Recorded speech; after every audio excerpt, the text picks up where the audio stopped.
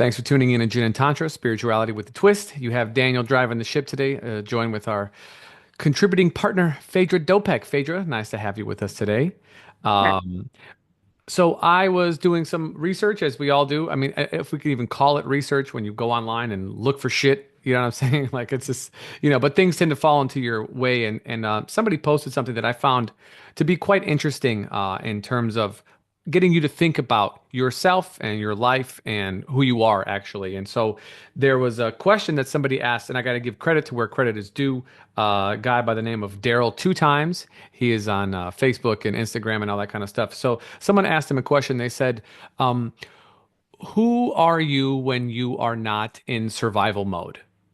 So that's the kind of premise of these questions. So he gave not an answer, but he responded with five questions. Now I don't know where he got them. I'm just borrowing them from the prompt, and then we're going to have a discussion about it. So that's it. Is who are you when you are not in survival mode? What kind of person are you? And the questions that he asked are as follows, and then Phaedra and I will break down and discuss. But just to kind of give you the lead in. So the first question is, what do you enjoy simply because it brings you joy? The next, what does rest feel like when you're not feeling guilty about it? When you feel safe and unhurried, what kind of person do you naturally become? Who am I when I'm not trying to prove anything to anyone, even myself? And what parts of my personality have I hidden to feel safe or accepted? Now, I will leave these questions in the description of the video so that if you could just listen to this passively, and then if you want to go and answer them for yourself, that'll be there for you. And so, with that as our lead-in, Phaedra, I'll let you get the first crack here. All right. Thank you. So yeah, I like this little bit of a different take. We've been doing a lot of fun episodes, so it's kind of fun to do something where we just kind of get to know each other. And Sure. so thanks for these amazing questions, um, and doing your research, Oh which I yeah. think is important, what we do. Yes. Okay, so let's hop right in to Yeah. the first question, which was, what do you enjoy simply because it brings you joy? Mm-hmm. For me, dance. Like it's the way it's healing, it's my medicine. It music, of course, drives that, but being able to move my body, move emotions through my body, it just brings such a sense of joy. And it doesn't even have to be like extreme dancing. It's like I'm at the grocery store and the song comes on and I'm just like dancing with my shopping cart. Like Mm-hmm. Mm-hmm. it's such a healing experience in many ways. Mm-hmm. So I think that would be the answer to that. Mm-hmm. Yeah. What So about you? I looked at this. I looked at these questions, and I tried to go one level more meta. Um, Yeah. and this one, and so each of them have their own little break. Like I guess, like I don't want to call it a psychological breakdown, but a psycho-spiritual breakdown. And so the overarching theme on all of these questions is this, from my perspective, is an aspect of judgment, Hmm. being free of judgment and then looking at different facets of our personalities, right? From a Sure. judgment-free place, external or internal, right? So who are we without concern of external validation? And so that the asking the question, what brings you joy simply because it brings you joy, in my mind, could also be interpreted as what brings you joy if it has no external value to anyone but yourself, you know? And the way that I answered this or that I looked at this is what makes you reframing this, what makes you feel alive? Yeah. You know what I'm saying? And so from there, then I just said, well, like much like yourself, music, self-expression, right? Um, like doing something that brings about, at least for me, doing something that brings about the look of realization in someone else's eyes, Hmm. which I think is also like a recognition of that alive sensation in someone else. And so Yeah. it's equally like fun and good and joyful for me to experience like what you're expressing, right? Like just being joyful and dancing or singing, something like this. But then Yeah. it's equally Like we talked about this during our relationship episodes, like with compersion, like seeing your partner get pleasure. Like I am equally as pleased seeing other people being in that same state. Like I Yeah. really love that. You know what I'm saying? Yeah. Yeah. So yeah. So me would say music, dancing, just that's kind of like where you'd go. That's joyful for you on all aspects. Yeah, music, dancing, and seeing the recognition of someone else when they have someone has a realization. Like this is a I thought about this for a little bit. When someone else has a realization, when someone else understands something, when someone else makes a leap, when someone is relieved of something, like when you just see there's a shift in someone's Yeah. eyes. You Yeah. know that yes, maybe they might express it verbally, but you see it on them, you see it in them, and you're Yeah. like, damn, there that's a change from a minute ago, an hour ago, a day ago, a week ago, a month ago, a year ago, however long, until right now. You know what I mean? Does that make Yeah. sense? Yeah, for sure. I think interestingly you put it that way because recently I was out with friends of mine and it was the first time I went out with this particular person and we went to a house music thing. This was the like that day party that Oh yeah. we talked about. Yeah. And later on that night, he was like, Phaedra, because one of my high on my like my number one when it comes to my values is freedom. Daniel, you know that. um, and he was like, Phaedra, watching you dance was I see the freedom in your dancing Mm, because how you dance expresses how much freedom is important to you. mm, And he was just like so understanding and like loving about it. And it was just like that moment. And like when I go dance and I did all this stuff, it was like, you know, I was dancing because I was getting energy from the people, but really listening to it. And it's such an expression of my values. And it was, and in that moment when he said that, it took me to understanding that, like, I, while that this is like therapeutic for me and I needed that time, like other people, and like I had a woman that day, she's like, oh my God, I saw you dancing, and she's like, and I just needed to dance too. She's like, I wasn't mm-hmm, really dancing, and she's like, you inspired me to dance. mm-hmm. And I was just like, holy cow, like that's powerful. Yeah. And I'm just doing what I love to do and it purely brings me joy. But as you said, like other people watching and Mm-hmm. feeling that, it's pretty special. That was really great. Well, you're also a bit of a voyeur as well, so Yeah, I am Yeah. quite the voyeur for sure. Yeah. Yeah. Um, Yeah, it's interesting when people give you they say, "Oh, I really enjoy you," or whatever, and you're like, "Oh, what about me?" They're like, "No, just you." And you're like, "Wait, what?" They're like, "Yeah, just you doing you." And you're like, "I have no idea what that means." But I think what yeah. means to say is that like someone's inspired by your authenticity. Someone's inspired Hmm. by your expression of freedom, your creative expression of Yeah. yourself. Yeah. Okay, so the next one is Yep. what does rest feel like when you're not feeling guilty about it? You take that one first. Okay. So I think what does rest feel like when you don't feel guilty about it? First of all, in order for me to be actually deeply restful and not feel guilty about it, there cannot be any alarms. There cannot be any schedule. There cannot be any pressure to do anywhere, to go anywhere, to do anything. Like you have to be free of those things. And that's actually very rare, given that we're Yeah. locked into time as in moving forward. And so you're going to have something. So I think people look, to vacation for something like this, or if you could make some time in your day or week or whatever, to not have that. But then also being able to, pare it down even tighter to be able to take breaks, and allow yourself to have a break. And what I find actually is that like I have questions arise, thoughts start to become a little bit more spaced out. I start to wonder more about life just in Yeah. general. Um, I mean, of course, the it's trite to say, but like, you feel more present. You're definitely in the moment. You're not concerned about what you have to do in a little bit or what, being efficient. So you have to do your time in a certain way, Mhm. but you can expand, you could do things a little bit more slowly. And for me, the biggest thing is just like what is the larger meaning? Is there a larger meaning? Not what is it? Is there a larger meaning? What, what if I had more free time? What would I think about? How much am I distracting myself with scheduling, with working, Yeah. with whatever? You know what I mean? Am I Right. things like these types of things come up. That's tend to where that's where I tend to go. I don't know if that's restful or not, but that's what emerges. It seems like they sort of like bubble up from underneath the surface when I have time to let them come up.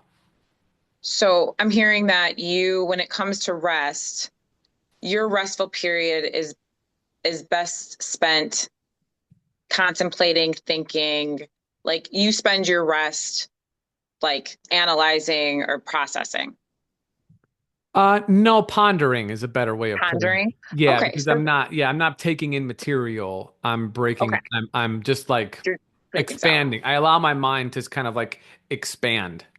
Got it. That's Yeah. fair. Okay. Yeah. So yeah, it's not processing, it's just asking the questions of the Yes. world. Yes. Yes. Okay. That's good. Yeah. I could see that as being restful. I think, yeah, some people would be like, no, it's not, but I think pondering is good. I mean, do you ever write those questions, like the things that you ponder, do you write them down so that you Sometimes. have like when you're not wet Sometimes. sometimes? Yeah, yeah, on occasion. It's not regular. I think somebody else might call this daydreaming also, Oh, yeah, which that's good. which we don't do. I mean, it's a lost, unfortunately, it's a lost art. And the reason being for that is that I don't like to use military terms, but there is a war, for real war on your attention, right? Yeah, So meta moment, even as we're recording this, and then we get it published and everything comes up and people listen to it. You are giving us your attention, whether you're doing this audio, video, whether you're multitasking or whatever, your attention is on what it is that we're saying. You're pondering the things that we're saying. But what people don't do very much anymore, now they call it digital detox, which is like, right? The fact that you have yeah, to say the fact that you have to mention that something is toxic to you, therefore you need to detox from it, should be clue enough that it's we're doing it too much, but we're always distracted. We're always distracted. yeah, Multitasking is a way of life, and what happens when we're distracted is that we don't daydream, and the spaces between the thoughts where we used to just sort of free associate, ponder freely, allow imaginative kind of creative solutions to arise or be wrong, mm, and then worry, not worry, but like look into why it is that we're wrong about something in order to learn something better or different. yeah. That doesn't happen very often. So I find that my mind and my thoughts can relax and expand when I'm not having to be on a schedule of any type. You're right. Yeah. I hear you on that. I feel very similarly. I think that rest, for me, rest feels like waking up. So Sundays, okay, like I'm not someone, I'm always a 4 a.m. or I get up at 4 a.m. every day. Mm, And Sundays I don't work. Like I've consciously taken Sundays to be a full day. Now I'll make plans or do have things to do later in sure. the day. Um, but I try to make Sundays my day to not have to do something first thing in the morning. Hmm. So I don't set an alarm. My lamp doesn't come on at 4 a.m. or whatever time. My body will naturally wake up, which is still like 5, 6 in the morning, Sure. but it's still sleeping in. And like you said, and then I spend time, like I get up, I allow myself not to do my natural or my needed routines. Like during the week, I wake up, my alarm is meditation. So as the first thing I hear is whether it's affirmations, meditations, things like that. The first 30 minutes of my morning at 4 to 4:30 is I put my like red light mask on. I sit there and I meditate. So my body is still in the soma coma. I'm still resting, but I'm like working on brain stuff and I'm learning something. Sundays, I allow myself to just, not that I don't like doing that, but I'm just like, I'm just going to wake up when I wake up. And like you said, think about things, ponder, daydream. Hmm. At some points in time, it's like analyzing situations. So I do get more into a like processing moment. Hmm. But to me, it's still resting because I'm just allowing my body to do what's freely coming up Mhm. without any intention. So it's like a lack of intention and just letting me be me on a Sunday Yeah. morning. That's a good, yeah, intent. Yeah. I mean, there is an intention to rest, but like lack of will to do your being, less Yeah. doing, more being. Yes. Hmm. So yeah. Yeah. Good. Very good. Yeah, no, I like that one. All right. Yeah. Thanks. The next one here is when you feel safe and or unhurried, what kind of person do you naturally become? So, This was a yeah, this yeah, was a so hard question. this one, so let me give you a little bit of context on this. So, there is something, and I, because I was looking up some of this just like online, and so this one in particular is called. There's something known as hurry sickness. Oh.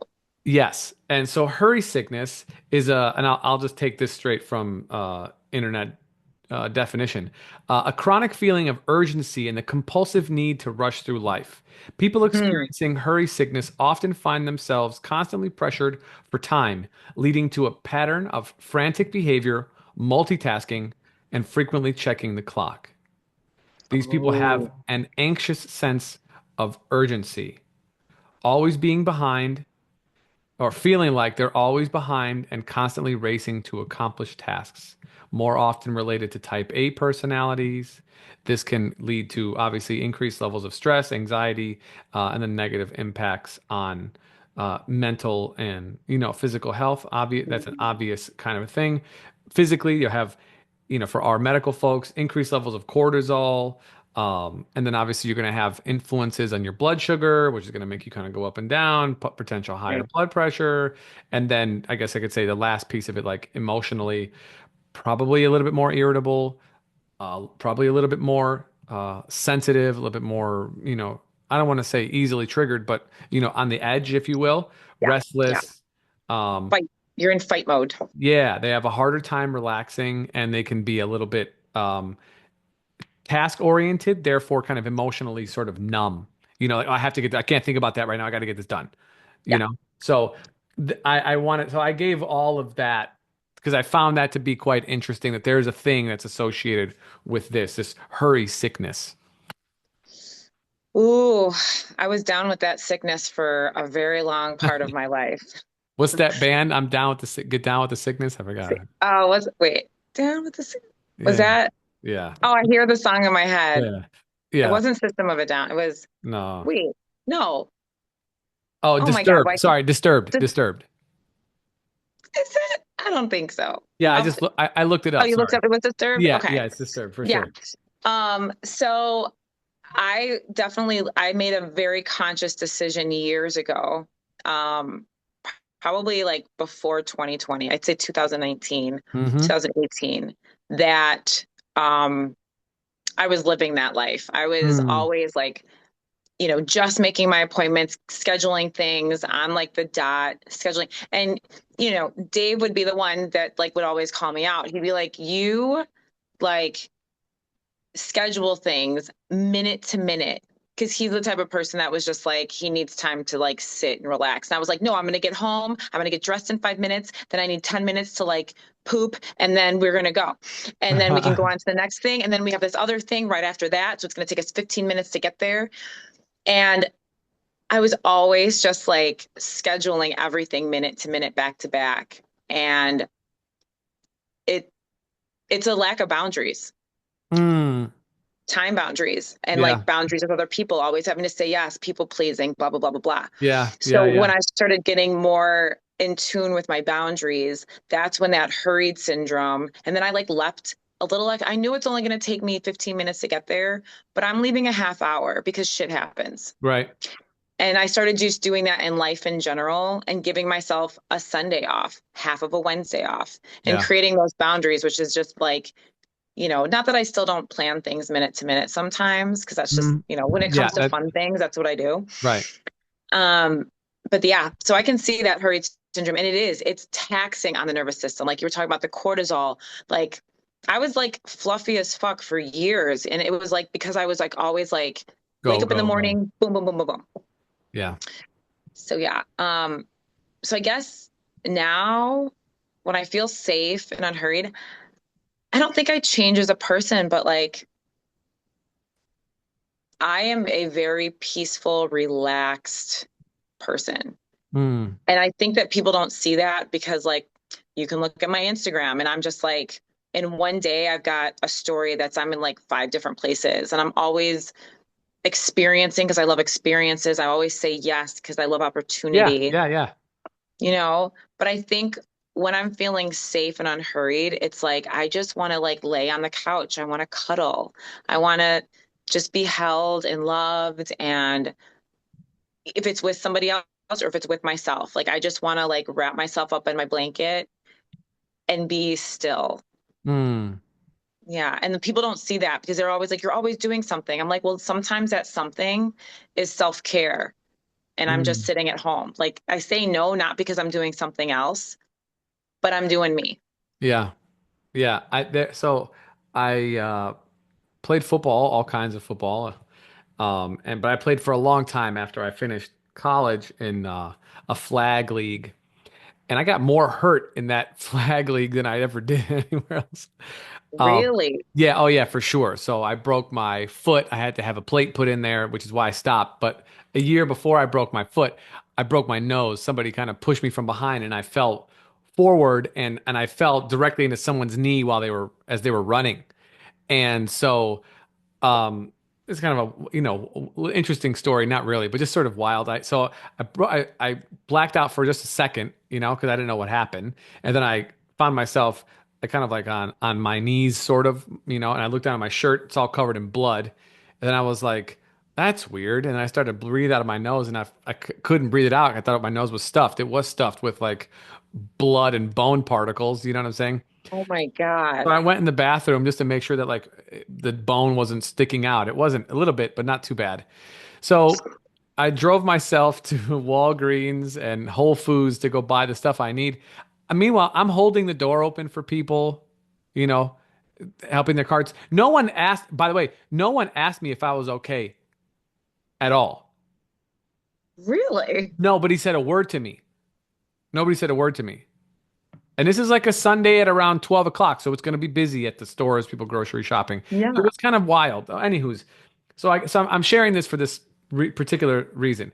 I created what I called Lazy Island, and so I had a futon, and I took it off the what do you want to call it, the Face. frame, yeah, and I just put it on the middle of the floor in the living room, and I brought all of my stuff, all my gauze and all like electrolytes and food and salt tablets and whatever else. And I said, I ain't moving from here. That's it. So I just stayed on Lazy Island for probably about 3 days, and that was the my unhurried place, So like, who do I become when there's no hurry sickness? Lazy as fuck sometimes. Yeah. Do you still do that with pillows where you just like put them in the middle of the room and lay on the floor? No, I don't. Oh, that's No, kind of a cute idea. I like it that. I is. think I Yeah, might. It's like making yourself a fort when you were a little kid. exactly. I Agreed. think I think little kids that make forts and love forts, they, as adults, as we grow, because I was a fort person, Yeah, like we love that space. Like we're gonna be totally fine being alone sure. and having our space. Yeah, yeah, yeah. I mean, sometimes I don't mind tents, and on occasion, I actually will pitch a tent. Okay. That was my attempt at humor. All right.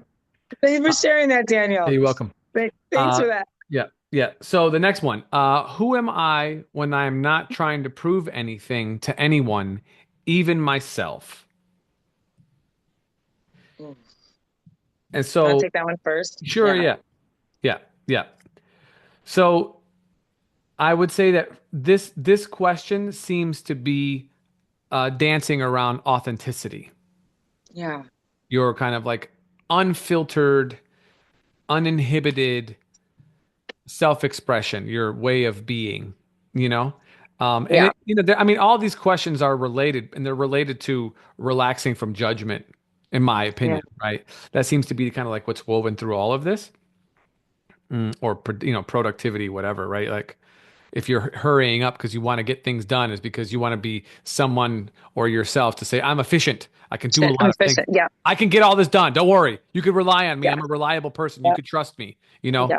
you can The trust me. trust thing too. You can trust me. I'll be there 100%. Yeah, yeah, yeah. Trust me, or maybe more importantly, I can trust myself. Can you? Oh, You're you. yeah. Should you be able to trust yourself? I don't know. I mean, I mean, there's the deeper question is who are we, right? Well, which we always ask on here, but like, who is Yeah. asking the question, can I trust myself? And who is answering it? And if you are you, then shouldn't you know the answer? Why would you have to ask this question? But Yeah. we're asking and we're answering. So we're also crazy at the same time. So, hello. Totally. Um, so who am I, uh, when I am not trying to prove anyone to anything to anyone, even myself? My authentic, my authentic being. And I could say that like, this has been coming up more. This one, out of all the ones, this is Yeah. the one that has been very prevalent over the last, really the last few months, last couple months, Yeah. for myself.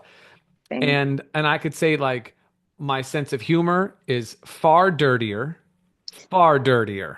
for sure. No way. Yes, absolutely. You'd be surprised. Um, I wouldn't. yeah, well, I mean, others might, but whoever. I asked actually. I said this yesterday. I was by, or 2 days ago, I was by someone's house, and I was leaving, and I was working with them. I said, I really appreciate, because I've been working with these people for many years now, like 8 years maybe. I Okay. said, I really appreciate your guys being so awesome, And like after we finished working together, I sat there. He's like, "Oh, do you want lunch?" And I was like, "No, I brought food." He goes, "Oh, well, I'll hang out with you while you eat." So he grabbed some chips and some water and sat down, whatever. And Yeah. I said, I really do feel like I could be myself, and you guys, and I could do anything basically, and you guys wouldn't judge me for it.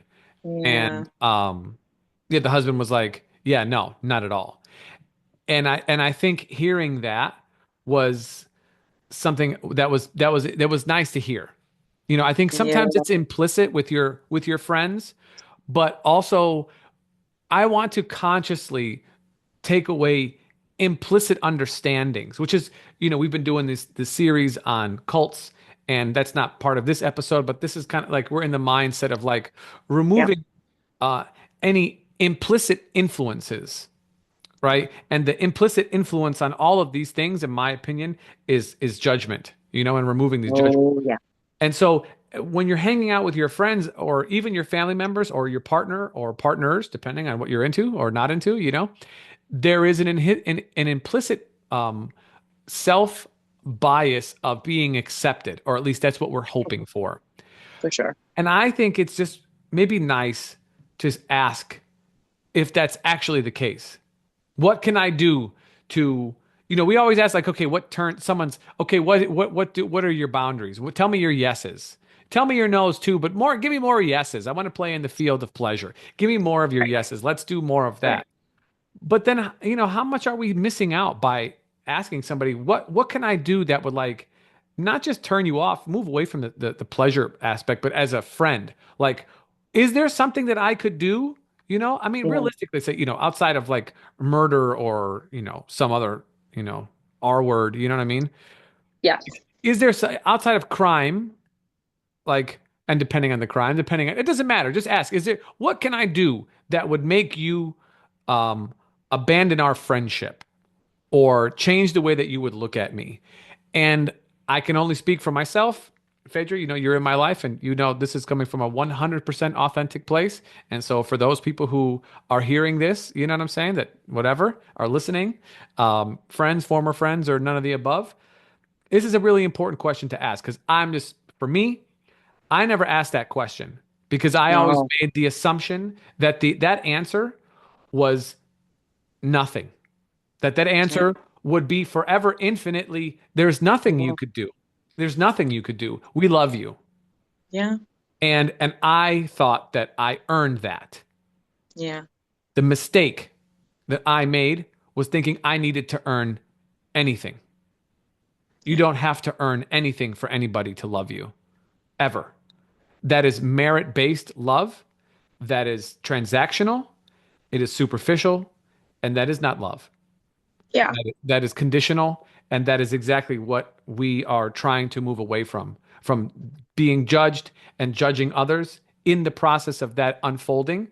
it has been a very difficult experience, to have that kind of thing thrown in my life and then see it ripple in the lives of many others. But in the process of all of that unfolding, I can now sit here genuinely with you, have a meta conversation about my actual life that you are actually a part of and have witnessed, and as a person who is sharing this openly, and say, I never wanted not to be able to ask that question to anybody ever again and not have the answer clearly. Because for me, and I'll just say for me, Phaedra, for you, there is nothing that you could do that would make me look at you differently. You know what I'm saying? Now, can I be disappointed in some, whatever, Yeah. get you fuck your life up in some way? I could be like, oh shit, can I help you? And then that's up to you to say yes or no. That's my role as a friend, as a lover of people in my circle, as a compassionate human being. I feel like that's my role. But I understand my role is just different from everybody else's, and everybody else has to feel empowered and authentic in their role to do their job. So, what am I trying to prove? Nothing. You went on a really beautiful tangent, and thank you for saying that.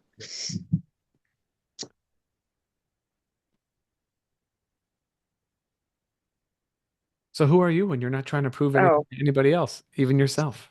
oh man, I'm love. I mean, I'm pure. Like, what you just said, like struck a chord with me in many ways because, Mhm. like, and you knew it would. Yeah. But I just when I'm sitting there just looking around at, like, I'm renting a house right now. It's old. It's cute. It's like, it's nothing like I go to, you and me both, we go to places and like, you're like, wow, this is amazing. I can sit there and have so much gratitude for the people in my life. Mm-hmm. Just being like sitting there having plants growing and like, Mm-hmm. oh my God, you guys love me enough to like grow. And I'm like nurturing you. Yeah. The simple, like, I just love like consistently and purely, and I can open up my heart, Mm-hmm. and that's just me. And it's like, and I love that about me, it's not always worked. It doesn't always feel good Right. because I can do that. Yeah. But I also don't judge on that, like you were Yeah. talking about, everyone has their own limitations and they're like, they do things the way that they do.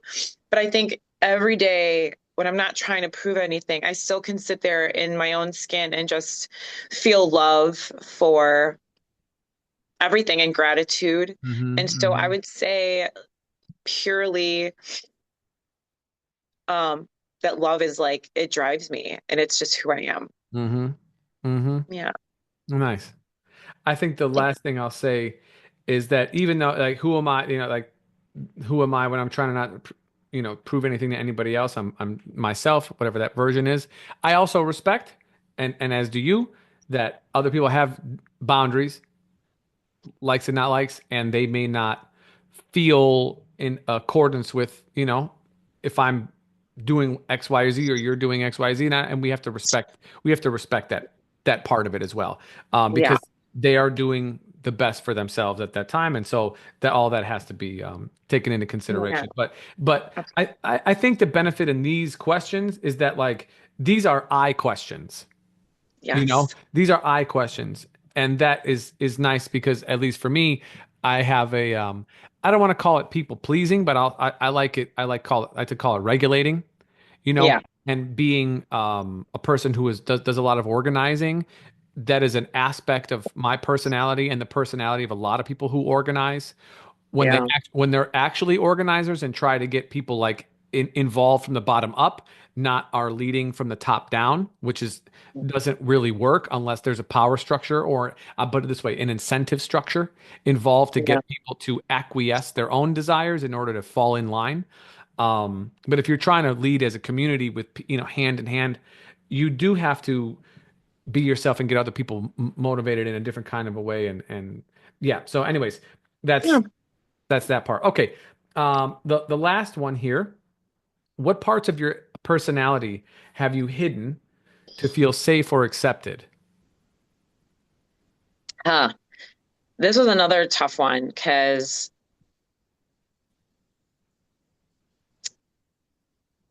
well, no, it's not that tough actually. I have a very clear answer, but I wanted to go deep and I don't know if I hide it because I don't think I hide things very well. Like walking into a room and having people look at me like, "Whoa, what's wrong with you?" And I'm like, "I'm smiling. Nothing's wrong with me. What are you talking Yeah. about?" They're like, "Yeah, no, your light is like shadowed by something and you're not walking through this room feeling great." Yeah. Um, so I think for me, it's that I hide is like, and I'm working on it and it's gotten so much better. But I Sure. think historically, like, shame, like Mm. this shameful part of me that like has bound me to years of just like thinking very much less of myself, even though Mm-hmm. like, I can walk in and Mm-hmm. da da da. Mm-hmm. There's self shame, and I'm really I've worked on this for years, Yeah. and like I'm finally at a point in my life where it's like I'm not just listening to like advice or listening to therapists and things like that. It's like, okay, yeah, I'm ready now. Like I Mm-hmm. understand, like my body's fully in it and understanding, and um so yeah, I think that's just a huge part of me that not many people would know unless you really do know me and you're like, yeah, Mm-hmm. Phaedra, we knew this. Mm-hmm. We knew Mm-hmm. this. Um, yeah. So shaming and like self shame for sure. Mm-hmm. Yeah, I think this one clearly is the one that is most poignantly represented by judgment. Right. That's what this one is for sure, in my opinion. And so, yeah, Yeah. and when, upon judgment, that is what happens.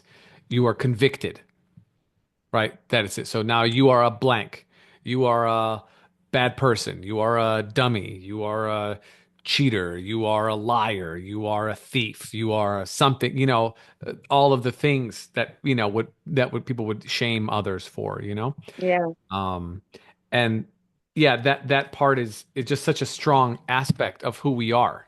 It really is. Yeah. Now, is that who we are, or is that how we've been conditioned to be? I cannot say because it's so deeply innate. And even the aspects of this question, what parts of your personality have you hidden? Well, if you've hidden them, I'm not sure that you know them. I'm not sure that we even really know this. Right. If we take the Jungian approach and say that this is an aspect of our shadow, you're not going to really see it. It's often unconscious. These are Hmm. behaviors that Yeah. We're rely, not even. yeah, that they lie outside the level of our awareness, but they're part of who we are. So we really do need a community of people, trusted people, or a partner or two or whatever, to kind of help to put a mirror up. And Yeah. that term I don't like a lot in general because I'm gonna say, well, I'm just your mirror, and I'm like, no, you're not my mirror. On a macro, on a physical sense, right? Like you make your own decisions and do your own things, and you're choosing to do what you do as a person, but you're showing up for me as who you want to be. You're not intentionally mimicking my behavior. Right. You are intentionally being your own person, I hope, in this state. Right. So no, it's not an exact mirror. But what I mean by that specifically is that people who are close to you, who are observational and not judgmental, that can help you to see patterns, because those are the best ways, in my opinion, for us to see part aspects of ourselves that are hidden is through patterns. It's very difficult to go, oh, you have this thing, and be right about it and not and be able to kind of break it down further. But they can say, oh, Phaedra, do you know you do this all the time? Yeah. And you'd be like, wait a minute, what are you talking about? Oh, well, whenever this happens, you do this. And that is, Oh my God, I'm sorry. I need to get my charger. I'm so no, sorry. you're My good, no phone's dying. problem. No, you're Keep good. going. It's just something that like we're unaware of and have to often has to be brought to our attention in order for us to kind of work on it, right? To change it or however you want to call it. So answering this, um, what parts of my personality have I hidden to feel safe or accepted? I can say I don't know because Yeah. I've thought about it and I'm not quite sure because whatever parts of me that have done that haven't done it pretty well. Yeah. The I think the only thing that I could say on it, Yeah, it's the judgment piece. It's hard for myself to judge my own actions, my own behaviors on me, and then feeling that externally as well. So it resides. I don't like to be judged by others, and I don't like to judge myself, and I don't like to judge others, and I don't like when they judge themselves. And so all of this is I know it doesn't exactly answer this question, but that's the best way that I could say it's dancing around that critical eye of what we should or shouldn't be doing. So Okay. not Yeah. not not great, but there it is. No, I mean, yeah, it was a little bit of runaround, but point taken. Hmm. Because it is, yeah, I guess when you like m answering that, like I know consciously, I think that shame I hide from people, but that's when you think about it, it's like, okay, that's what I consciously think that I hide, but is it really hiding because people see it, like Correct. in talking with people about certain situations. So I think you're right. Like, I don't know if we're hiding it from others, we're probably hiding it from Yeah. ourselves. Yeah. So then that answer is like really hard. So there's conscious things that we might hide, whether it's, like bad habits or addictions, things like that. And I wonder, we think we're hiding it, but those people that really know us and are close to us are like, bitch, you ain't hiding shit. Right. We Right. see They this. know. Yeah, they know it. Yeah, like we see this, and like when you can name it and, you know, be conscious of it, you're not hiding it though. And so I Correct. think that that's just like that idea of like what we're hiding. We're not really hiding it because it's coming out in some way. I For don't truly sure. think we can hide. No, not really. We overcompensate. And some people will hide what they believe to be insufficiencies. So someone trying to Sure. hide their lack of intellect by being overly garrulous or overly with a higher amount of vocabulary, more Okay. eloquent, Yeah. or someone will hide their insecurities with being very assertive, right? Yes. Someone will hide their own beliefs. Again, on a social, psychological perspective, someone will hide their own true feelings in order to fit in. And I think that's where a lot of this ends up being is in the conformist vein of Yeah. being, is that people will hide what they really believe in order to make sure that they maintain the coherence with them and their people around them. And that Yeah. part is dangerous. That's the dangerous part, is that you will be willing and I'm not going to say eager, but very open to not expressing who you are, what you believe, and what you think, such that others may not judge you, but not so that you can be ostracized, so that you can continue to fit in the mold, so that you'll have Yeah. people around you who, quote unquote, agree with you, even though you might not totally agree with them in the first place. But it's almost better to not be alone and have some cognitive dissonance than it is to have cognitive dissonance and be in a pool of one. You know what I'm saying? I think that, Yes. that fear is a deep thing, and it's not really healthy. And then in some of the other episodes that we're doing, we're addressing this issue in particular, Yeah. because I don't believe that any block of individuals is a monolith. I don't think so. But I think overall people want to fit in more than they want to be ostracized or Yeah. excommunicated. So they make the sacrifices and have the talking points and have the narrative rolling in their mind that this is who they are. So therefore, they kind of just take those things, and they may differ here or there, but these questions in particular, are nice to kind of like find out who you are as an authentic being, and then bring that idea or that practice of questioning who you are and what you believe in as a practice for yourself moving forward, so that you can do the kind of Yeah. deeper work on what the fuck it is you actually believe, Yeah. and ask, do these people believe me around? Do the people around me believe in the way that I do? And if not, then maybe I don't need to be associated with them. Yeah, for sure. I think that, and these questions, just even like as your own personal self-care and self-reflection and just being more self-aware, period. Hmm. I think that these questions are like good check-in questions Yeah. to just remind you remind myself. Like I could look back at these questions and be like, oh, I forgot this. Like I forgot Yeah. that this was. It's like reminding yourself of your values and your Yeah. intentions, right? Yeah. It's having these moments of checking in and having questions that you just ask yourself and you're like, oh yeah, this is what I think and this is who I am and this is what I do.